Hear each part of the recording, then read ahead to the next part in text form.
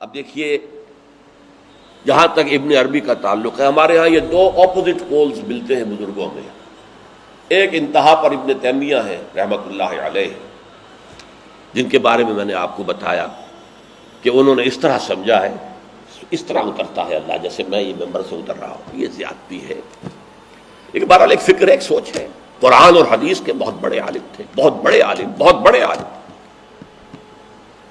دوسری انتہا پر ابن عربی ہیں جن کا فلسفہ میں نے آپ کو بتایا. تمام صوفیاء ابن عربی کو شیخ اکبر کہتے ہیں، الشیخ الاکبر، اور صرف الشیخ کہیں گے، دی شیخ، تو اس سے مراد ابن عربی ہوگا. اور ابن تیمیہ انہیں کہتے ہیں زندیق، ملحد. یہ دو انتہائیں ہیں. ہمارے ہاں جو عام طور پر اہل حدیث حضرات ہیں وہ ابن تیمیہ کے فالوورز ہیں ان عقائد میں. ان کے ہاں تصور کیا ہے؟ اللہ تعالی ہر جگہ اگر ہے تو صفاتی اعتبار سے، ذاتی اعتبار سے نہیں. وہ تو اپنی جگہ عرش پر ہے، ساتویں آسمان کے اوپر عرش ہے، عرش کے اوپر کرسی ہے، کرسی پر وہ ہے. اب اس میں ایک طرح کی تجسیم بھی آ گئی، محدودیت بھی آ گئی. اس کائنات میں تو اللہ ہے ہی نہیں، تو پھر اللہ محدود ہو گیا نا، وہ تو کسی خاص جگہ پر ہو گیا نا. ایک تصور یہ ہے. اور عام آدمی یہ بھی سمجھے تو ٹھیک ہے، اسے یہ معلوم رہے کہ اللہ ہی رازق ہے، اللہ ہی خالق ہے، اللہ ہی مصیبت سے نجات دلانے والا ہے، اللہ ہی مشکل کشا ہے، اللہ ہی حاجت روا ہے، اللہ ہی، یہ بس اسے معلوم ہو، توحید مکمل ہو گئی. لیکن فلسفہ کچھ اور شے ہے، فلسفہ کچھ اور سوالات پیدا کرتا ہے. جیسے میں نے کہا ہے صفات ذات حق حق سے جدا یا عین ذات. اب یہ فلسفہ ہے. صفات باری تعالی اگر قدیم ہے صفات تو یہ غصہ، یہ تو قدیم نہیں ہو سکتا. غصہ تو کسی کام پر آیا، خوشی تو کسی کام پر ہوئی، یہ قدیم کیسے ہوگا؟ تو عین یا غیر، لا عین ولا غیر. اور جس کو میں تعبیر کرتا ہوں کہ من وجہ عین ذات ومن وجہ آخر غیر ذات. اب اس سلسلے میں علامہ اقبال نے جو بات کہی ہے، جو پروفیسر یوسف سلیم چشتی مرحوم نے مجھے بتایا تھا کہ انتقال سے صرف 3 ماہ قبل یہ اشعار کہے. وحدت الوجود کے، پینتھیزم کے، دونوں کے شدید مخالف تھے علامہ اقبال شروع میں. اسی لیے وہ حافظ کو بھی بہت بڑا گمراہ کن شاعر سمجھتے تھے، اس لیے کہ وحدت الوجود کے عامیانہ انداز میں جو ہے وہ شاعری میں جب اس کو آ گیا ہے تو عوام کے زبان پر جب چڑھا ہے تو وہ اس کے ڈانڈے پینتھیزم سے مل گئے، عوام کے اندر اس کا تصور یہ ہو گیا. لیکن آخر میں انہیں بھی آنا پڑا ہے. تو اے ناداں دل آگاہ دریاب، اے نادان وہ دل تلاش کر جو آگاہ ہو، ہر چیز سے واقف ہو. لا موجود الا اللہ دریاب، لا موجود الا اللہ. وہ جو میں نے آپ سے عرض کیا تھا نا کہ لا الہ الا اللہ کے 3 لیولز ہیں. لا معبود الا اللہ، لا مطاع الا اللہ، لا حاکم الا اللہ، ان الحکم الا للہ، لا رازق الا اللہ، لا خالق الا اللہ. اور دوسرا لیول لا مطلوب الا اللہ، لا مقصود الا اللہ، لا محبوب الا اللہ. اور تیسرا لیول لا موجود الا اللہ. ہمارے ٹاپ کے فلسفی اور صوفیاء اس لا موجودہ الا اللہ پر پہنچے. اور 12ویں صدی کے مجدد اعظم شاہ ولی اللہ دہلوی رحمۃ اللہ علیہ، انہوں نے اس میں قول فیصل کہا کہ محی الدین ابن عربی کی وحدت الوجود اور شیخ احمد سرہندی کی وحدت الشہود میں باریک سا فرق ہے تعبیر کا، ورنہ وہ ایک ہی ہے. اور اس کو انہوں نے عنوان دیا توحید وجودی. ہندوستان میں ہمارے بڑے ٹاپ کے شاعروں میں سے تھے عبد القادر بید الفارسی کے. اس وقت تک ابھی اردو کا وجود ہی نہیں تھا، اردو تھی نہیں ہندوستان میں اس وقت. تو شیخ عبد القادر بیدل جو ہیں وہ وحدت الوجود کے بہت بڑے قائد تھے. اور ان کی عظمت کا عالم یہ ہے کہ غالب کہتا ہے طرز بے دل میں ریختہ لکھنا اسد اللہ خان قیامت ہے، کہ بے دل کے انداز میں اردو میں شاعری کرتا، ان تو فارسی میں کی، اردو کو ریختہ کہتے تھے پہلے، یہ نئی زبان جو بنی تھی ریختہ، طرز بے دل میں ریختہ لکھنا اسد اللہ خان قیامت ہے۔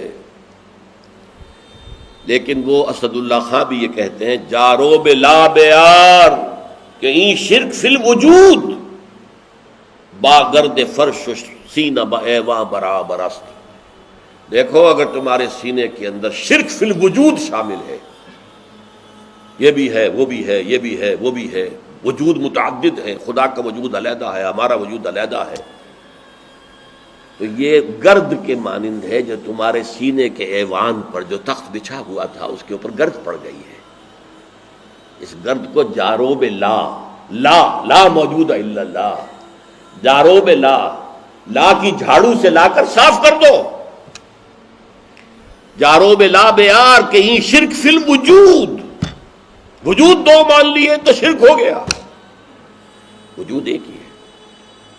البتہ جب تعین ہو گئی کسی شے کی وہ وجود مختلف ہے، ذات باری سے علیحدہ۔ بہرحال یہ مباحث ہیں اس آیت مبارکہ سے متعلق، اور میں نے آپ کے سامنے ساری بات رکھ دی۔ نہ میں کسی کا مبلغ ہوں، نہ یہ دینی مسئلہ ہے، یہ فلسفے کا مسئلہ ہے۔ اب فلسفے میں بہت سے مسائل ایسے پیدا ہو گئے، سائنس کے مسائل ہیں کہ جو کتاب و سنت یا کم سے کم حدیث کی بعض چیزوں سے ٹکراتے ہیں، اب اس میں آدمی غور کرے گا، سوچے گا۔ اسی طریقے سے یہ فلسفے کے مسائل ہیں جو ہمیشہ سے جن پر کام ہو رہا ہے، لیکن یہ دین جو ہے وہ شریعت اور طریقت کا نام ہے۔ حقیقت کو چھوڑ دو، حقیقت جو ہے بس ہے۔ تم سورج مکھی کے پھول بن جاؤ، تمہاری توجہ ہر وقت اپنی اس ذات جو جس نے تمہیں پیدا کیا ہے، حقیقت تو وہی ہے، لیکن سورج مکھی کے پھول بن جاؤ۔ لیکن اسے آپ غلط کہیں، مجھے کوئی اعتراض نہیں، لیکن یہ کہ ایک شخصیت کو میں ایسے سے واقف ہوں جو اہل حدیث بھی کٹر تھے اور صوفی بھی بڑے تھے۔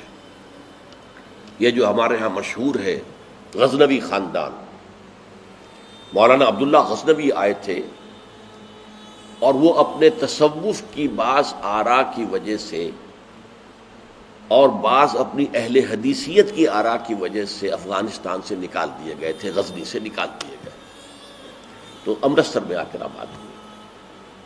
ان کی اولاد ہے یہ غزنوی خاندان۔ ان میں مولانا داؤد غزنوی رحمۃ اللہ علیہ سے میرا بڑا قرب رہا ہے۔ ان کے پھر بیٹے تھے ابو بکر غزنوی، وہ معروف ہیں، کافی لوگ ان سے واقف ہوں گے۔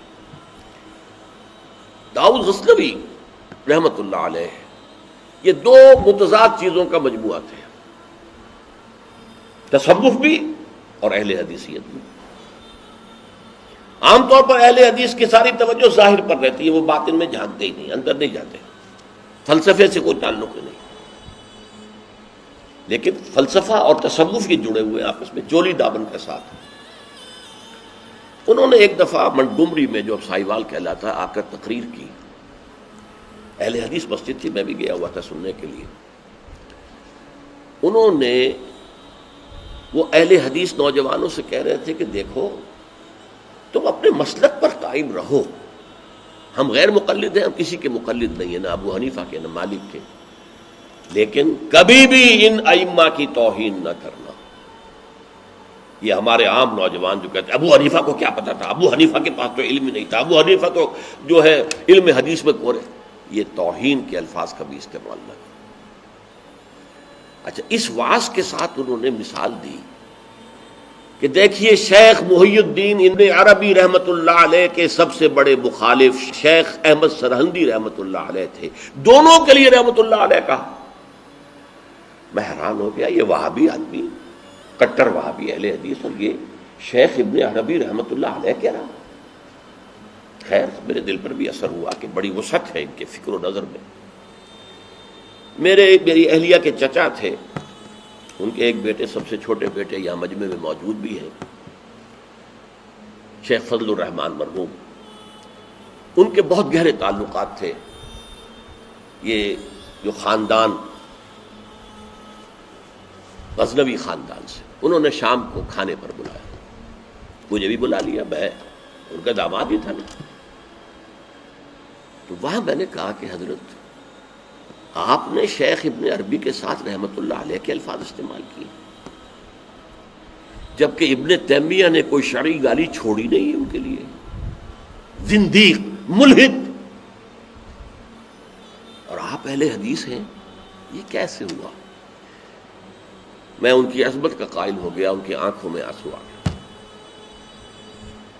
کہنے لگے ڈاکٹر صاحب یہ دونوں ہمارے بزرگ ہیں، ہم خرد ہیں، آپس کے اختلافات وہ جانے، ہم چھوٹے ہیں، خرد ہیں، خرد رہنے ہی میں عافیت سمجھتے ہیں، ہمارے لیے دونوں محترم ہیں.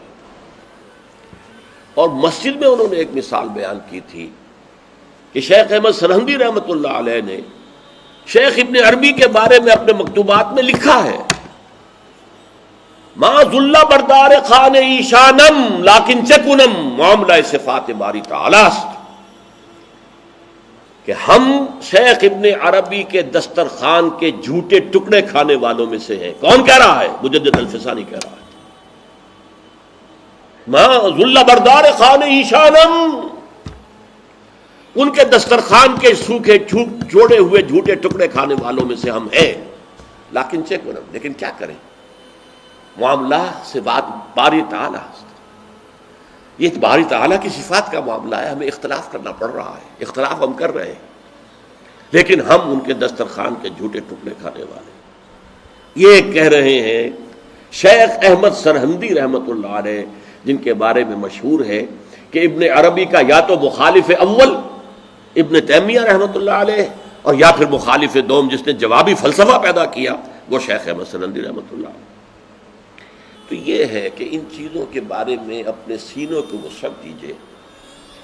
آپ ابن عربی کی بات کو چھوڑ دیجئے، پھینک دیجئے، لیکن توہین نہ کیجئے، اس کو خام خواہ کفر سے تعبیر نہ کیجئے. یہ چیزیں جو ہیں، اور پھر ہمارے سارے صوفیہ جو اس کے قائل ہیں، پھر ان سے بدزنی ہو گئی.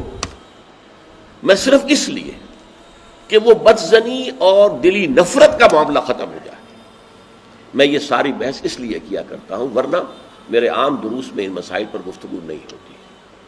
بڑے گہرے مسائل ہیں اور ان کا سمجھنا عام لوگوں کے لیے ممکن بھی نہیں ہے، بلکہ عام آدمی کے، یہ جس کو کہتے ہیں نا